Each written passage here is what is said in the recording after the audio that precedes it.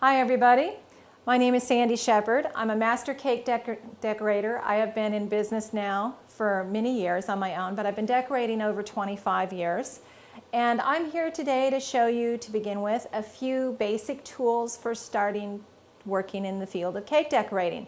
Some of them you're going to be very familiar with. Hopefully you have many of these things right in your own home and kitchen. But others might be new to you, so we'll show you as we go along. Obviously, one of the things you'll need as a cake decorator is an apron. Believe it or not, icing and cakes are very messy jobs, so I always keep an apron around. I also find towels very handy, whether I'm washing and cleaning things or wiping things dry, whatever. But anyway, see, you've got those at home. A pair of scissors. I'll show you a few uses for them.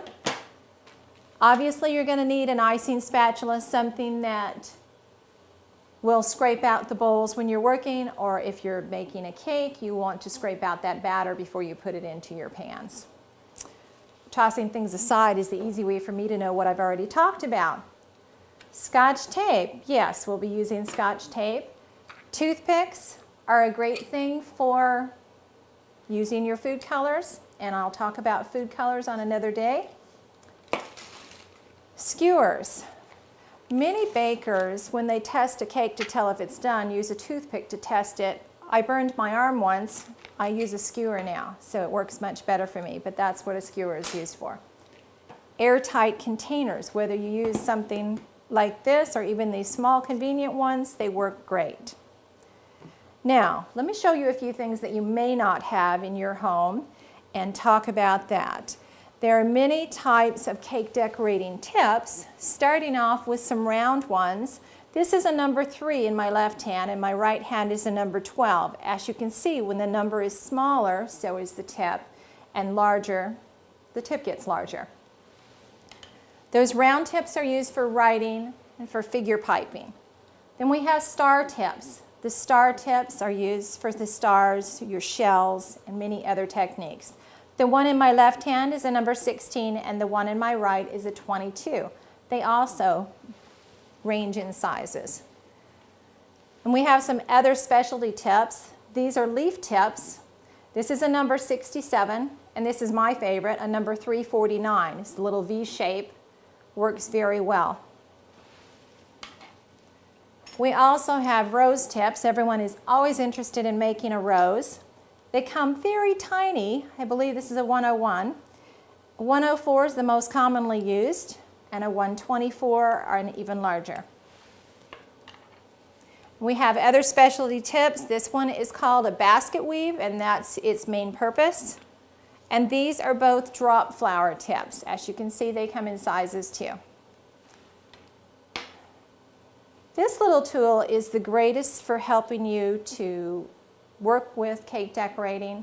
You're going to put this in your cake decorating bag, and this part fits on the outside with a tip in between. So when you're cake decorating and you're working on, you're writing a message, and all of a sudden you're ready to do some flowers, you want to use the same color. If your icing is the proper consistency, you can take out that tip, put on your rose tip, and keep working with the same color without having to stop and change or fill up another bag. Speaking of bags, you have different ones available to you on the market. These are called featherweight bags. They're a light plastic material that work fairly well and last a long time. They're very durable. We also have plastic disposable bags. Sorry, I didn't have any small ones on hand. These are mine that I use most often. And we have parchment triangles. And if you tune in another video, I'll show you how to make a parchment triangle into a nice cone so that you can work with that.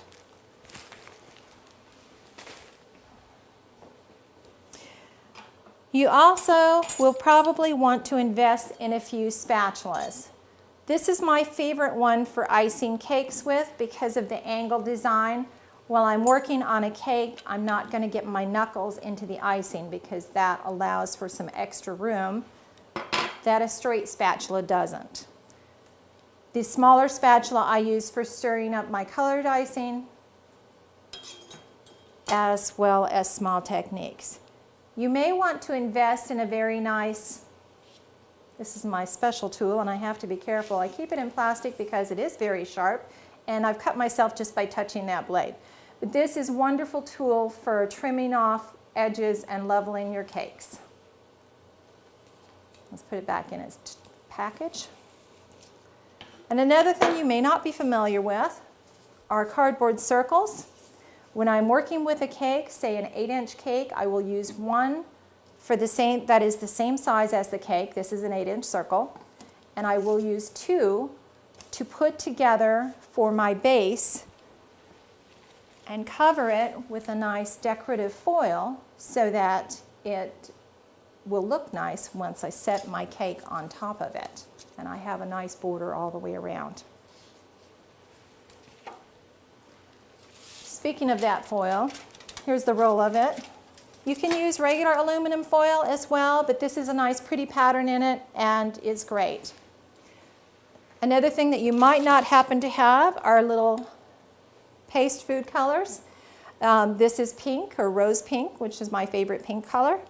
They come in sizes that are half of this, which is a 1/2 ounce, and these are 1 ounce sizes. They last you a very long time, but I use so much that I get mine in larger containers. An extremely helpful tool with cake decorating is a turntable. I bought this lovely little gem at a place out in Missouri, a walnut factory. But you can find similar ones to this at your local department stores and stuff on a larger scale, normally about 12 to 14 inches round. Another thing I use frequently is wax paper. For your information, most all of these things that I've shown you, these cake decorating tips, the parchment bags, and these food colors, can be bought at any cake and candy supply store. Let's get started and show you how to do some cake decorating. Thank you. Hi, I'm Sandy Shepard. I'm a master cake decorator, and I'm here today to talk about picking a pan to help you make a more professional cake. Now, many of the pans that you find in the stores will look similar to this in the fact that the sides of them are slightly slanted. Even the round pans will have a slanted side, and I don't own any of those, so I can't even show that to you. What you want to look for to make a more professional looking cake is a pan that has a very straight or vertical side all the way around. Because then when you're ready to stack, especially if you're using a square cake and you're stacking 2 layers together, they're going to be nice and straight one on top of the other. Whereas if you stack 2 of these together, you're going to have a slant here and then a slant here because the edge here is going to be slightly larger than this side. So obviously in a round pan, the same thing. You want something with a nice straight side. It also helps if it's a fairly solid, good thick pan. Join us next time and I'll show you how to prepare your pans for baking.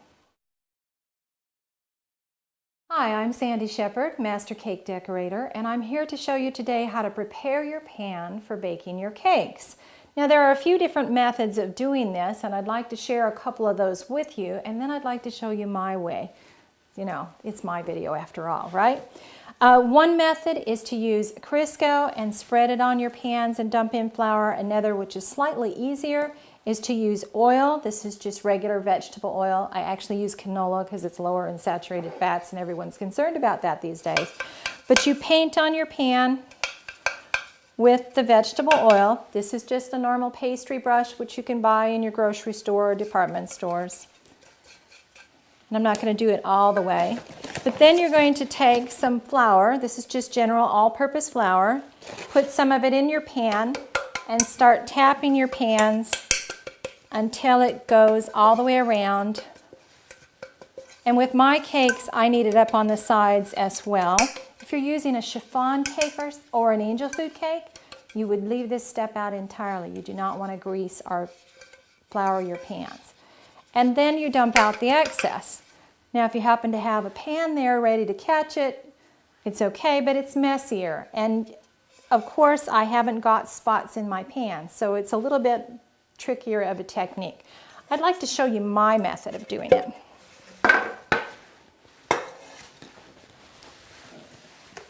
This is not Crisco. This is my special recipe of pan grease. It's interesting little look. It's very simple.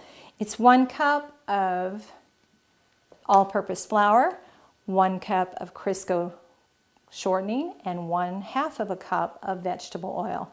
And I use my pastry brush, just like I did with that, and spread it on.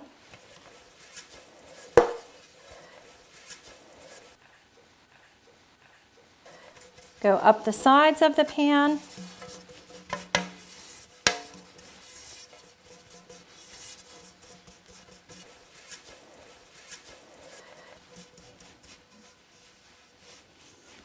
And make sure you don't have any shiny spots. If there's a spot that's a little shiny, that means you've missed it. So go back and catch that. And then you're ready for baking. And I'll show you how to fill the pan properly on our next video. I cut this in 3 videos, but the first tip on how to fill up your cake pan so that you end up with a nice level cake. Let me show you a real nice level cake.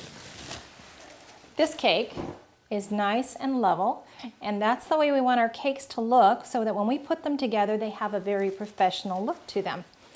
First tip is to make sure to fill up your pans properly. I have some cake batter here, a nice chocolate cake that I've mixed up. You want to fill up your pans approximately half full. Now this will depend upon your recipe. Some recipes require you to fill them up fuller because they don't rise as well. But I know that this cake recipe fills up 2 8-inch pans. And so if I fill up both pans equally, then it will be very nice.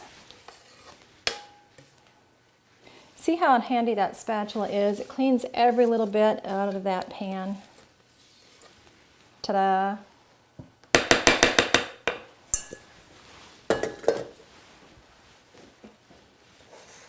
And I'm just spread that around real nice and easy in my pans. And there we go. As you can see, both pans are approximately half full and they're nice and level. Okay, my next little step for helping your cake to bake nice and flat like this one has. Now that's the bottom of the pan, but that's the top of the cake, and it is very nice and flat.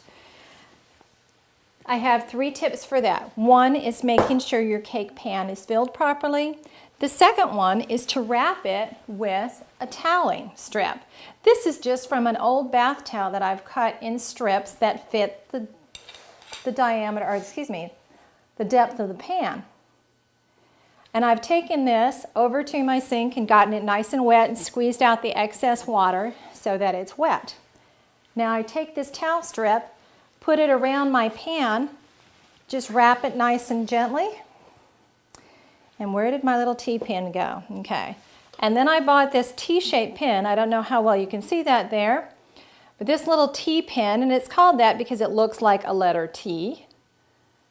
You could buy it at any fabric department store, any department store that has fabrics and such. And then I take this and I'm just going to pin right through the layers of the toweling to hold it together. And now it's ready to be baked. Now, if your pan comes out of the cake comes out of the oven and it's not nice and level, there's one more trick that I have to show you. Take it out of your oven, and as soon as it comes out of the oven, now this one's pretty level, but as soon as it comes out of the oven, take a nice dry towel. It's a terry cloth towel, so it's fairly thick. I have it folded in half.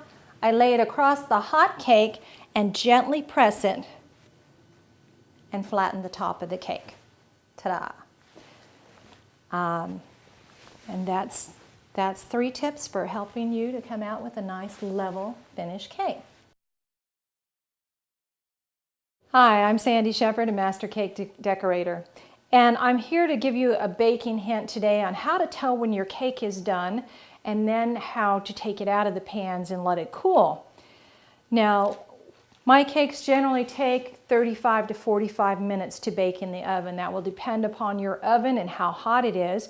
You don't want a cake to bake faster than 30 minutes because it would mean that your oven is too high of a temperature and the cake would be harder and not as tasty and not as moist as you would like it to be.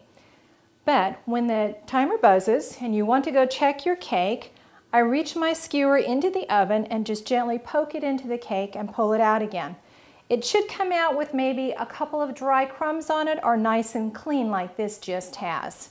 If it comes out with a moist gooiness on it, you know your cake needs at least 10 to 15 minutes longer.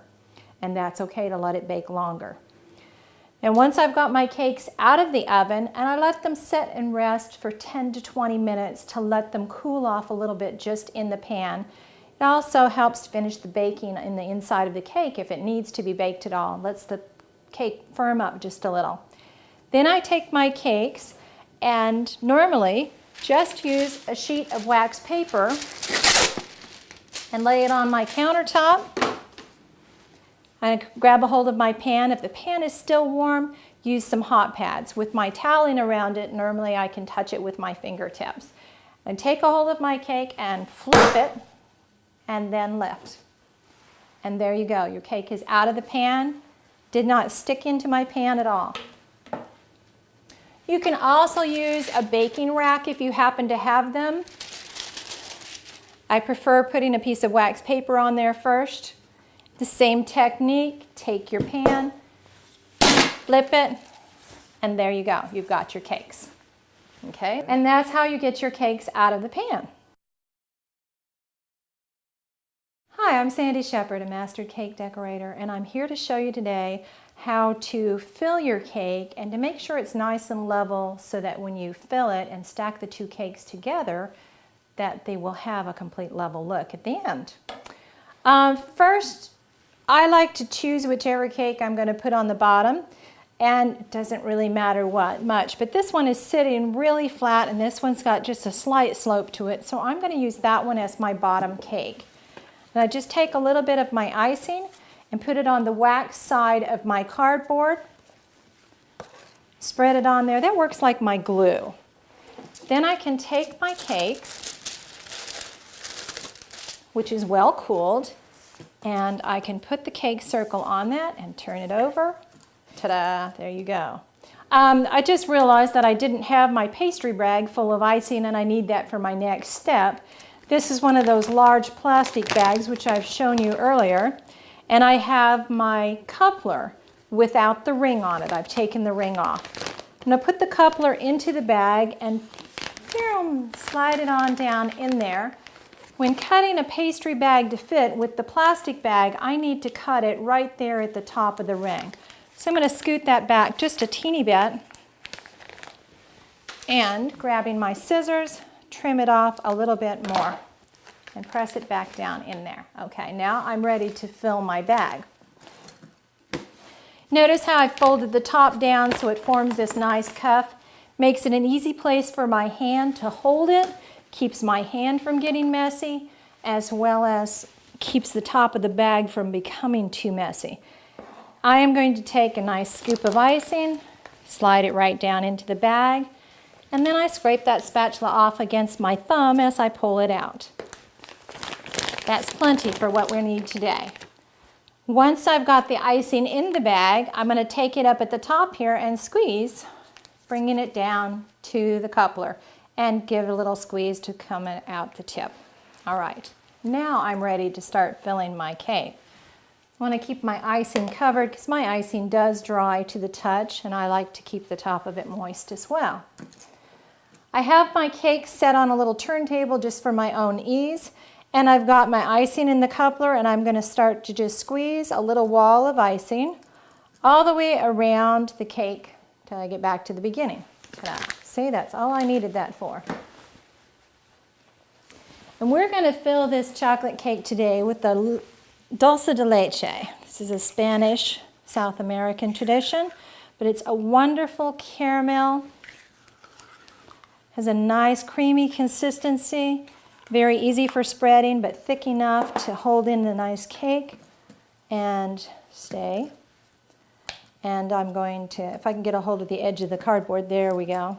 Slide this around spread this around nicely into the cake. When you're filling a cake, let's say you've got a nice raspberry filling that you like to use. One of the things that's important to remember is not to overfill the cake. If you get your filling higher than the wall of icing, when you put your other cake on top of it, it's going to ooze out the middle. So keep your filling below that icing wall so that it won't come out the middle. And that's sliding too much for me today. Okay. So I'll just get this spread around nicely. That'll be a nice caramel, and chocolate's always a good combination. And there we go. We'll set that aside. And for a minute, I'm going to set this aside. Now I'm going to take my other cake, which I see a slope to. Now maybe that's fine for you, and you could use that if you really wanted to, but I like my cake to even be a little more level. So I'm going to take my nice serrated knife, and I'm going to hold that nice and even and just zigzag saw. Now you see I'm holding the cake over here, but as soon as I get that knife near me, I'm going to get my hand out of the way because it will certainly cut my fingers. And I'm going to take off the top. Now to check the levelness of that cake, I'm going to turn it upside down again, and now I can see it's nice and level. I always like to ice my cakes with the bottom side up. This is the part that was in the bottom of the pan. The bottom side up because it has a real smooth finish to it. All right, I've got my other cake all prepared, and I'm going to set that cake on top of it. I forget. Many of my students always fuss at me when I grab a cake like this and just pick it up because they're like, wow, you can do that? They're kind of surprised. If you're not accustomed to handling cakes like I am, there's another technique to use. Have your cake set on a cardboard circle, and then when you pick it up, it's easier to hold. You can gently put your cake at the edge of the other cake and wiggle and pull that cardboard circle out of your way. Press the top of the cake down. This helps stick it together with that glue in the middle, and then you're good to go. And the next thing I'm going to show you is how to crumb coat a cake. Hi, I'm Sandy Shepard, a master cake decorator, and I'm here to show you today how to crumb coat a cake. What is crumb coating? It's simply putting on a layer of icing that is thin and seals in the crumbs. When you've tried to ice a cake in the past, you've probably noticed that it crumbles very easily and you end up with all these lovely cake crumbs in your icing. And to avoid that, it's simple enough to take your icing and first spread on a thin layer of icing, which you'll see those crumbs pulling up here and there. Look at those crumbs just moving along. Thin coat of icing, which will help seal in the crumbs. I've spread it around on the top of the cake. I want to make sure not to get the crumbs down into my icing bowl, so I'm going to scrape it over on this nice clean side. Grab some clean icing, and then I'm going to go ahead and grab that icing because I can use those crumbs here. That doesn't matter. And I'm going to hold my spatula at a slight angle as I work around the side of the cake and just press the icing, not the cake. Press the icing and push it around as I go. You might find it easier to work in front of yourself, but I'm trying to do this for you at home and on the camera, so I'm working across from myself. All right, make sure that you get that cake, the icing covering the cake all the way down to your cake circle so that it will seal it in nice all the way. Cake's natural enemy is air, so this also helps to protect it from the air that would dry it out or allow germs to come in and settle and grow. All right, and there we go. We have our cake crumb coated. That's what we wanted to achieve. Hi, I'm Sandy Shepard, a master cake decorator, and now that I've got my cake crumb coated, I'm going to show you how to ice your cake. Normally when I crumb coat my cake, I let it set for at least an hour so that it is dry to the touch and it's sealed in those crumbs nicely so that when I ice it, I won't pull that icing off again or pull those crumbs back to the surface. I've got my icing and my angled spatula. And the first thing I do, and this always freaks out my students, is I put a large amount of icing on top of the cake. Now, it's not going to all stay on the cake, but it makes it easier when you're icing a cake if you're pushing icing and not reaching the cake. So I've got a nice pile of icing on the cake, and I'm going to start pushing it. And as you see, it will go near the edge and right on down the edge of the cake. And I'm just going to smooth that and push that gently right on down around the side until I've got the top of the cake covered. Now I'm going to work on the sides of the cake. I'll use some of that icing that is hanging over the edge, as well as adding on a little bit more. And I'm just going to push that icing along.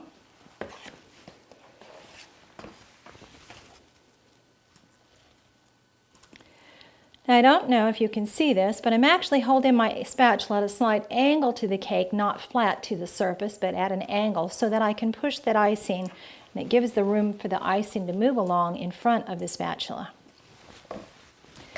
Whenever you start to run out of icing in front of your spatula, make sure to stop and reload it and add it on. And yes, you're thinking, I haven't taken off any of that icing. I told you I would. Just give me a minute here.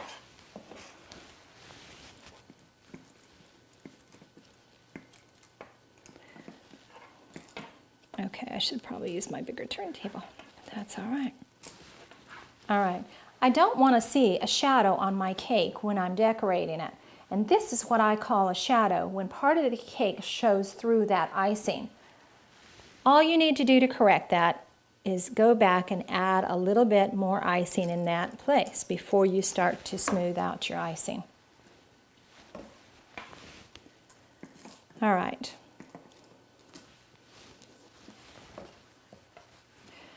I'm going to start now smoothing the icing that I've got on the cake, because I've got it all spread on there fairly nice. And I start at the edge opposite myself and pull it across the top. I turn my little turntable around and continue that.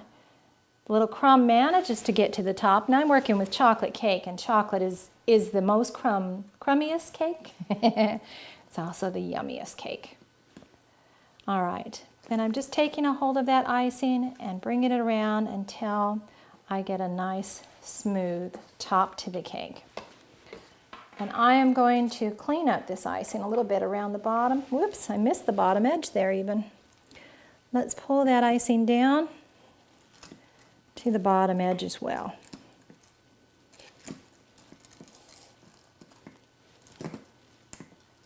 Okay. Once I've got the icing on the side of the cake, then I want to smooth it. And this is simply done by turning your turntable and pulling along. Do you see this big pile of icing I've got on the side of my bowl? All of that has come back off of the cake. So even though I put a lot on to begin with, now I'm taking a good bit of it off. Anytime your spatula starts to get a good bit of icing on it, that's the time to scrape it off so you won't go too far.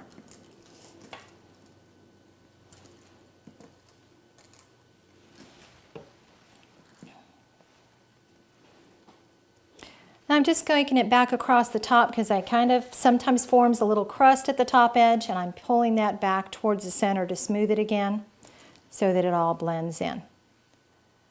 Now, I worked at a local bakery for many years, and to them that was a finished ice cake. They were ready to decorate it, but that's not quite the way I want it to look. First of all, I got a couple more shadows here. I noticed as I scraped my icing off, I pulled it a little too thin. I want those to get nicely covered.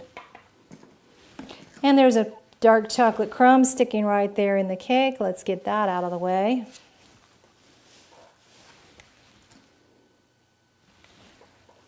A lot of times when you decorate a cake, you can cover up crumbs.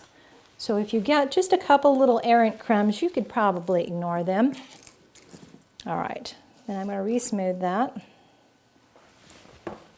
And there we go. Now my favorite technique works only with the type of an icing that dries to the touch like mine does, but it takes at least 5 minutes to let it dry.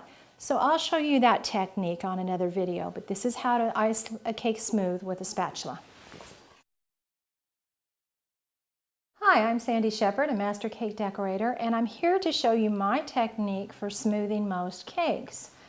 First of all, I'm going to take this ice cake and set it on my nice foil covered board so that it's ready to work with. And I do that by taking a small amount of icing and spreading it on my board. That works like glue. And I'm going to take my spatula and slide it underneath the bottom edge of the cardboard to lift it onto my fingers and move it over to the board. And let's move that messy turntable out of our way.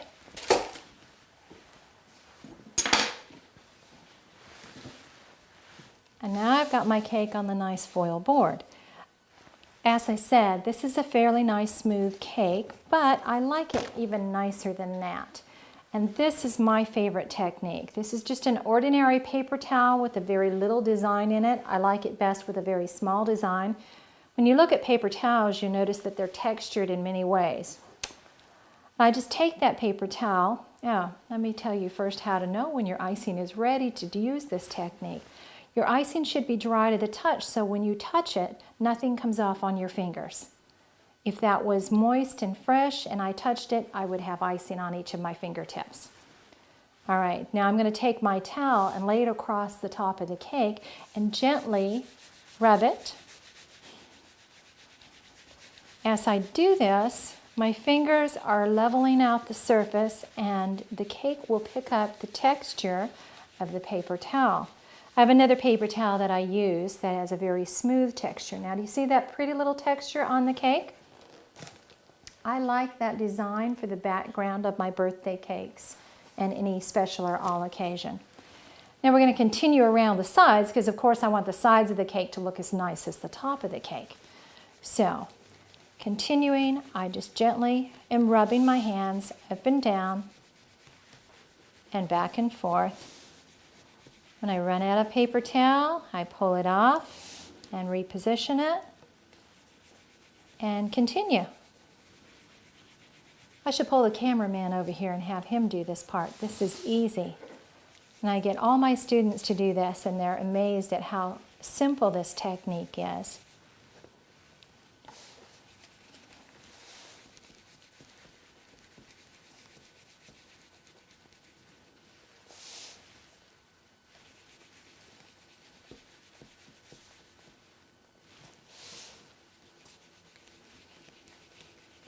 All right. Now I've come back full circle to where I started, and this is where I just take a moment and check to see if I missed any spots. Well, right here I've got a little bit of an empty space where it's kind of got a wrinkle, so to speak, in the icing.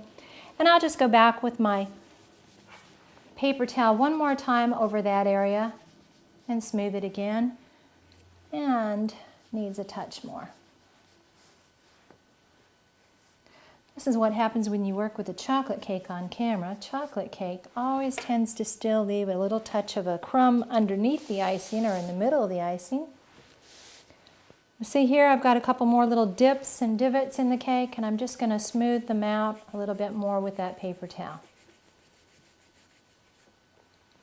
Ta-da! Isn't that nice? And that's my preferred method for giving a nice, smooth, professional look to a cake. Hi, I'm Sandy Shepard, a master cake decorator, and today I'm going to show you how to make take a parchment triangle and turn it into a cone that you can use for decorating with. The first thing I do with the parchment triangle, as you'll notice, it has 3 corners, 2 long skinny ones and the short fat one. Lay it on a table or a flat surface in front of you so that the flat one, the short point, is pointing towards yourself. Now I'm right-handed, so I'm going to reach the right corner first with my right hand. And you can see I'm holding it between 2 fingers so that I can turn my hand and the cone comes with me. And I'll bring that first corner right up here to meet with the short fat corner. And you can see, it's already forming that cone. I'm going to hold it between my thumb and fingers, lift it in the air, and with my other hand, grab that last corner and wrap it and pull it around. Now I've got all 3 corners together. This is where a moist cloth comes in handy, something just to slightly moisten your fingers because you want to be able to feel that paper and move it a little, and you don't want it to slide out of your fingers. The next step, I want to achieve a nice tight point down here, so I'm going to very simply wiggle, great technical term, wiggle, but I'm just going to wiggle and shift this a little bit at a time. And it slowly shifts, and now I have a very nice tight point, and all 3 layers of the parchment, you can see 1, 2, 3, are overlapped all the way down to the point. This is very important because this is what helps keep the bag nice and strong so that when you're working with it, the icing does not break through the side. If I had not pulled it together, if I'd gotten a nice tight point, but I didn't have it overlapped all the way along, you can possibly see a shadow or see right through here. It's not overlapped. Right there, it would be very easy for that bag to break because it's only 1 layer of parchment instead of 3. So make sure when you do it to tighten it nicely so that you have a cone. Now, I'd like to fold this cone down so that I can use it. When I first started decorating, I would take a piece of Scotch tape and tape right along the seam and let that hold it in place. And you could do that if that's what makes you comfortable. I like to take and fold the 3 corners down, and I just run my thumbnails across it to keep that fold nice and tight. I make a little tear in the middle of all 3 layers, and then I fold 1 piece forward and 1 piece outward. And there we go. We have a parchment cone ready to use and fill with icing. Hi, I'm Sandy Shepard, a master cake decorator, and I'm here today to show you how to use a couple of basic tips in decorating. And saying tips, I'm talking about a cake decorating tip. We're going to start off with this one, which is a number 22, and I'm going to take my pastry bag here, which has a coupler in it, and put that number 22 on the end.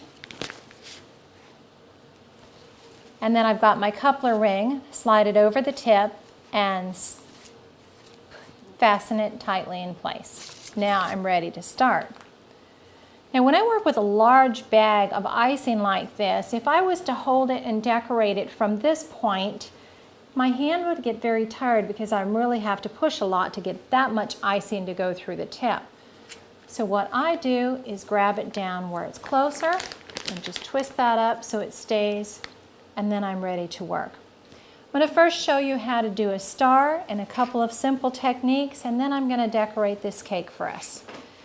The star is done at a 90-degree angle with the tip slightly off the surface, and it's best to keep your arms off the table. I'm going to squeeze the icing, stop my pressure, and then lift it away. And then we've got a nice star. You can actually make a border by repeating this with the stars close together and make a border that would go around your cake.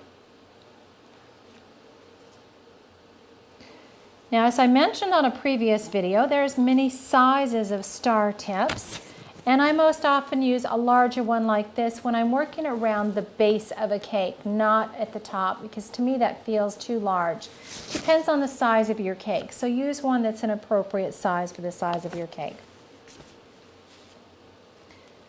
There's another technique called a star fill-in method, where you would make first a row of stars, and then your next row would go in between the first, so you'd work between these two and make a star that would fill in the space and continue along working in between the stars of the previous row, and you would be able to actually decorate a cake without having iced it first, because the stars fill in and cover the cake completely and thus seal in your cake. You can even clip that in between things if you want. This is a writing tip. This happens to be a number 3 writing tip, And I've got this icing just a little bit softer than my regular consistency. I've added about a half a teaspoon of water to maybe a half a cup of icing to soften it slightly. In order to write with the tip, you're going to start by squeezing out a little bit of icing and letting it touch the surface. And then as you write, I want you to keep your arm lifted off the table and use your whole arm in the motion of writing instead of just your hand. All right, as I said, I touch the icing to the surface and then I begin to make my letters. And at the end of each line or segment, you stop again and touch it back to the surface. So, and I can't do this upside down for a camera, so you're going to have to see happy birthday upside down. If your icing breaks slightly, you just go back and patch it like I just did and continue.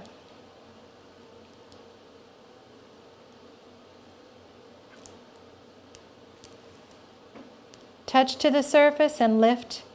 If you have that icing tip lifted off the surface, you can control where you're going to go with it and keep it moving. All right. I didn't want it to do that, so we're just going to move it right back over there. Remember to cross your T's and dot your I's as you write your letters. Printing is the same technique. Let me put this on the white to see if that green shows up even better. Printing is the same technique, except you're going to start and stop each line by touching it to the surface. So I start it and stop it. And then, of course, cross the letters. So each time you get to a corner, you're going to stop, or the end of a line, you're going to stop and touch it back to the surface.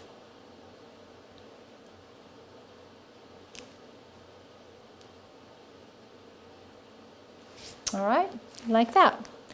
Practice it just like anything else, and you can become very good at it. Also, when you're writing something, use your own normal handwriting. Don't try to get too flowery unless that's your normal style, because it won't look as nice if you're not accustomed to it. And then you can have fun with it.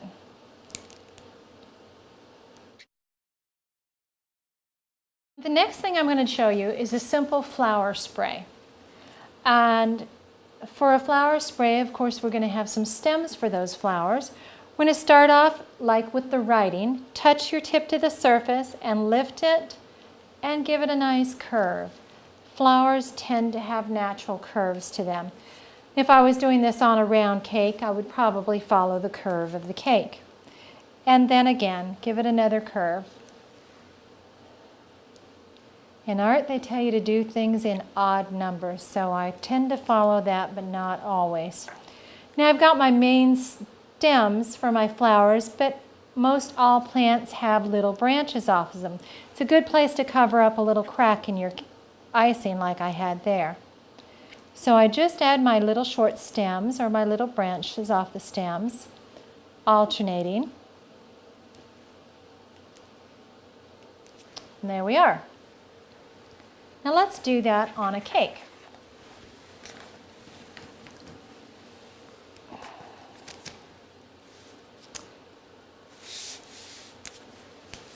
I like to write my message first on a cake because then it leaves me room for any of the other decorating, and if I need to adjust my writing, it's easier for me to do it on the cake when there's nothing else there. So,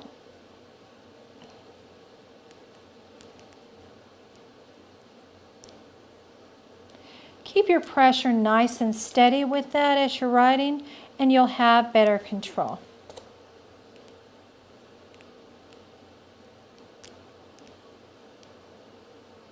Happy birthday tends to be the message used most often on cakes.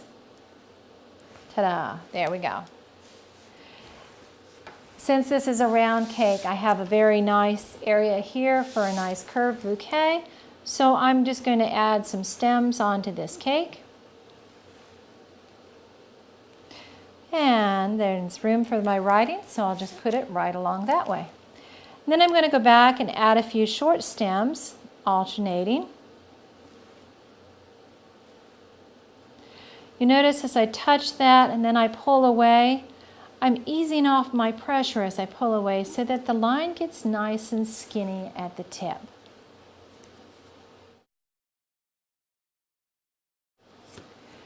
Now let's add some flowers onto this. How about some sweet peas?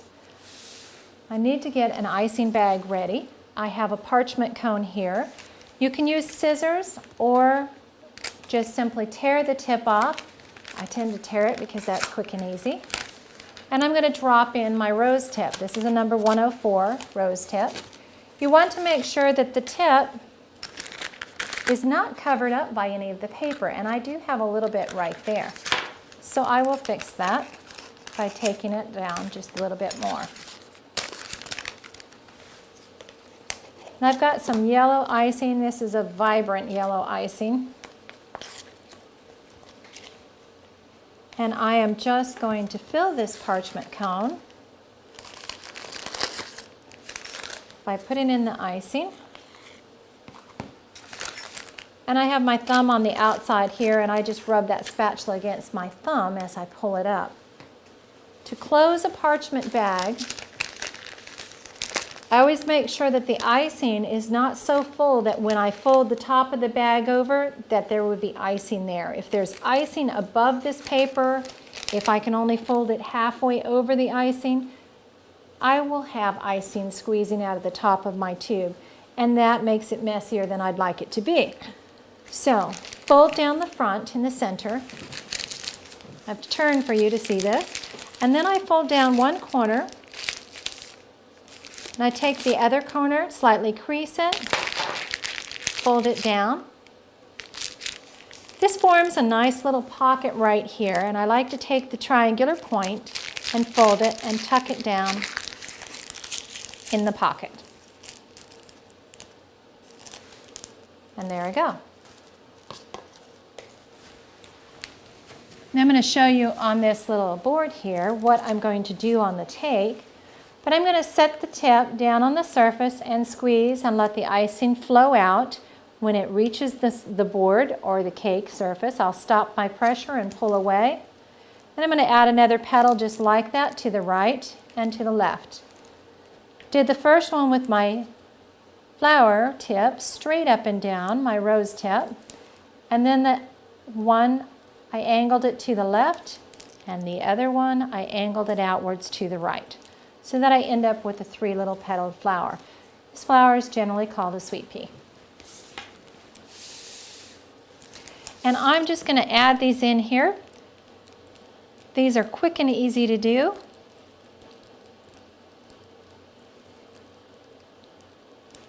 And that's why I'm using them on the video today. You don't need to put a flower on every stem. And you may want to use a few flowers right along the long stems instead of at the ends of the stems, just to fill in your space very nicely. Okay, and I've got my flowers. I would like to, I'm going to add some leaves in a minute, but before I do that, since I have this nice rose tip in my hand, I'm going to add some borders on the sides of the cake. Now, I was taught that every cake should have 3 borders. The top border, a bottom border, and something on the sides, or a side border. And I have this nice rose tip, so what I'm going to do is make a garland. Now I've turned this tip over, and I've got the wide end of the tip up towards the top edge of the cake, and I am just going to simply scoop along and add a nice garland to brighten up the sides of the cake.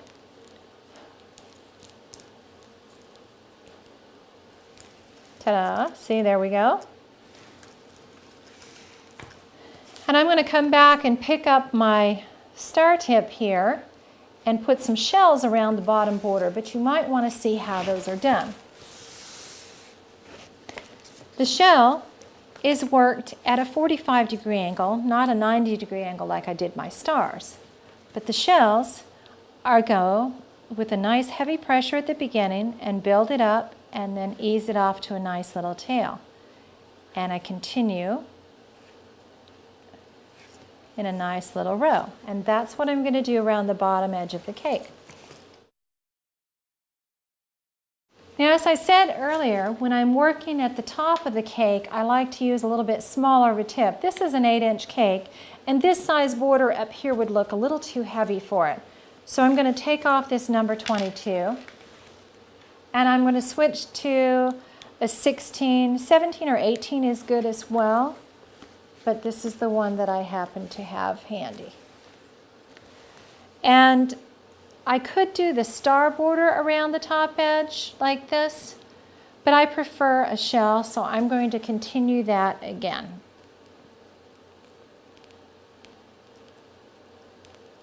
Working on the top edge of the cake, you should be able to pick that up fairly easy.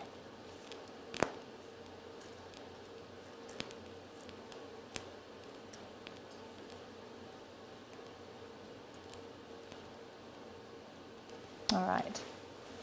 Now to me, this top of the garland looks a little bit loose and unfinished, so I'm going to just finish it off by just putting a little star right around at the top each of the garlands.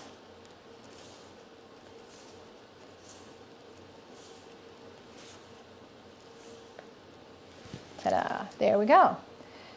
Now my cake needs some leaves, and I might want to add some extra color around the bottom. A very easy border to add some color, and it's a tip that I've already been using, is very similar to making the center of the sweet pea. It's called flute, shell and flute. Now I used to play the flute when I was in band, and I can't figure out why they call this particular design a flute, but that's what they call it.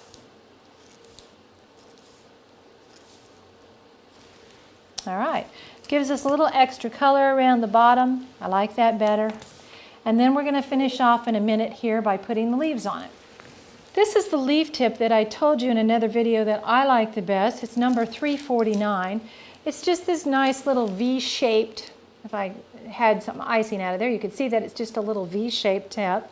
In order to make leaves with it, you want to set it down near the surface of the cake so that you do not see the V. The V is on the side. And I'm going to just use a little bit of a heavy pressure to begin with and then pull away. And I can make my leaves a nice size like that. I can make leaves real long and skinny. There we go, get a little longer. I can make them real roughly, all dependent upon the amount of pressure and the way that I'm moving the bag. So I'm going to just add some leaves on this cake here and finish off this little design. I like to put a leaf right at the base of the flowers. And if I have a little stem sticking out or a nice little empty spot somewhere, it's an easy spot to add a leaf in to finish it.